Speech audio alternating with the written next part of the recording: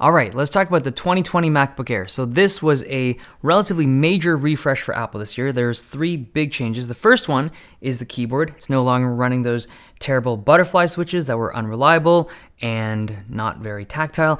These are just, it's a better keyboard. They're scissor switches. They call it the Magic Keyboard. Same keyboard as the 16-inch MacBook Pro.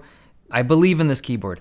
The second thing they've changed is the processor. So now the CPU and the GPU have been upgraded to the 10th gen Intel stuff. It's not like a massive difference. It's significant, but it's still a MacBook Air. And the third one, the one that's nearest and dearest to my heart, is the value. So this has dropped down in price by $100. And at that base price, they've increased the storage to 256 gigs. So overall, it's a way better package this year than the MacBook Airs have been for the past couple of years. And as a tech reviewer, it's just an easy Apple laptop to recommend for someone specifically looking for a kind of basic Apple laptop. Now, I've done some testing with the i5 version and the i3 version. Like this is the basic base model 999 i3 version. This is the 4-core upgraded i5 version.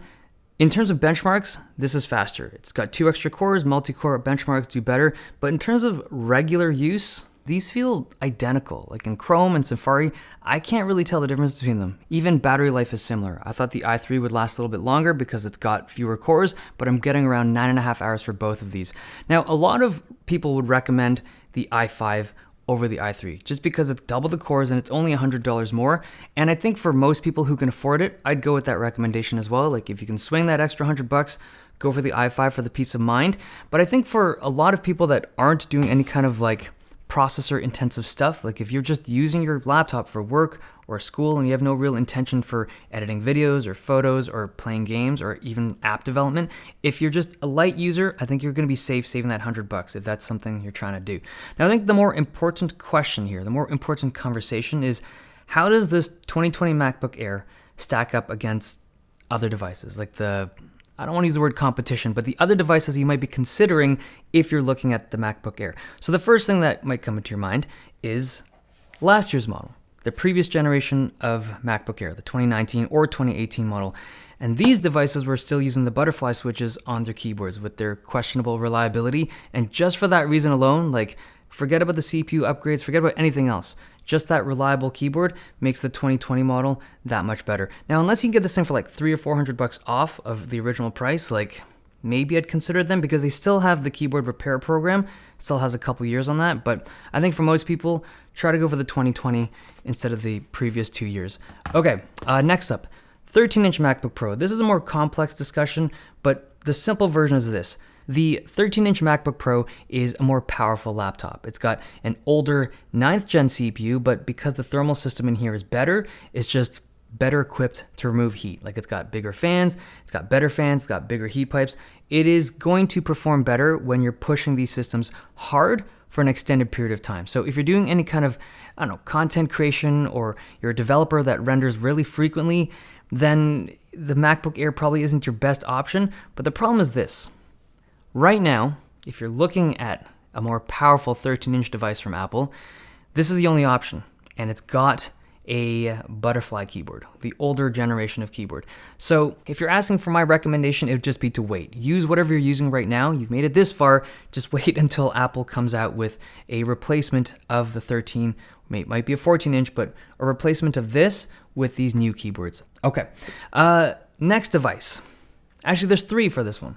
Now, these are Windows devices, and I think for some people who are interested in a MacBook Air, these are not even part of the equation. Like, they would never consider these for a bunch of reasons. Like, one, they may not like Windows laptops. Maybe they've had some bad ones in the past and they hate them. Valid reason. 2, maybe they like the design of a MacBook. The design aesthetic of Apple devices is really nice. I get it.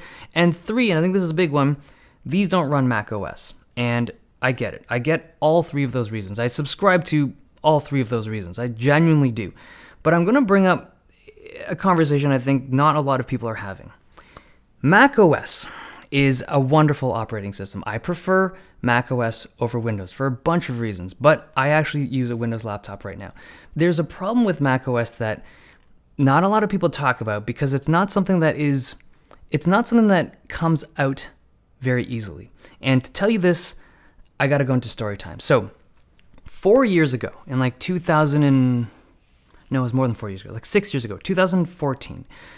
I had a friend, he asked me for a laptop recommendation, and at the time, I recommended to him a MacBook Air, a very easy recommendation because Apple's laptops were great then, and Windows laptops at that point in time were pretty much trash. So he picked up the MacBook Air, he loved it. He got deep into the Apple ecosystem, he enjoyed it thoroughly, and then 4 years later, he's like, hey man, I'd like an upgrade. What's the next Apple laptop that you would recommend for me? Should I get the new MacBook Air? Should I get the new MacBook Pros?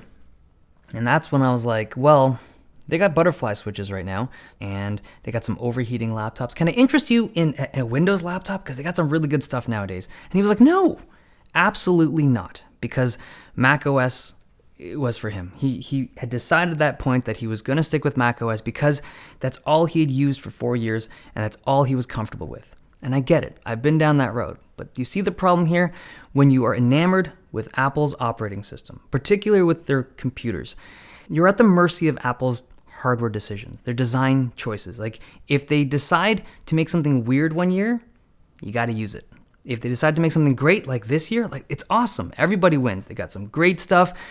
Everyone's happy. But when they make butterfly switches and when they make trash can Mac Pros that overheat, you also have to put up with that hardware. So when they do something weird, there's really no other option. And this year it's great, but what if 4 years from now, let's say you get into the Apple ecosystem today, you get the Mac OS and you're into it, you love it because this thing's awesome. 4 years from now, what if they get rid of the keyboard? What if they're like, hey, let's use these new laser diode touch sensitive magic pads, whatever they call it.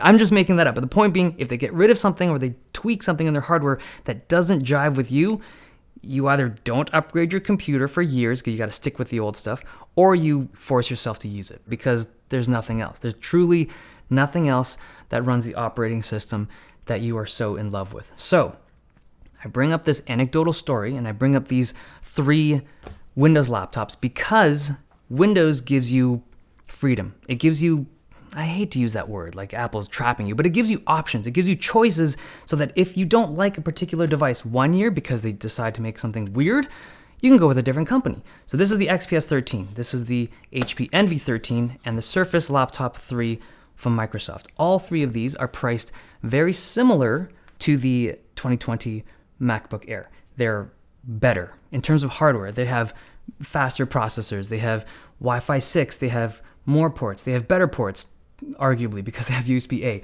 They have, there's a lot of stuff that's going great with these devices. They have replaceable storage. This does not. You get what I'm saying. I'm not saying that this is a bad device at all. In fact, this is the first Apple laptop in years that I would just be like, you're going to love it. You're going to love this device because it's so good. But just be aware that when you go down that road, if this is like, oftentimes the laptop choice that you make dictates what you end up doing with the other tech decisions, with Apple stuff in particular. So just be aware, be informed, be knowledgeable about what you are buying. Okay, hope you guys enjoyed this video. Thumbs if you liked it, subs if you loved it. I'll see you guys next time. I've done reviews for all 3 of these, I believe, on my channel. Okay.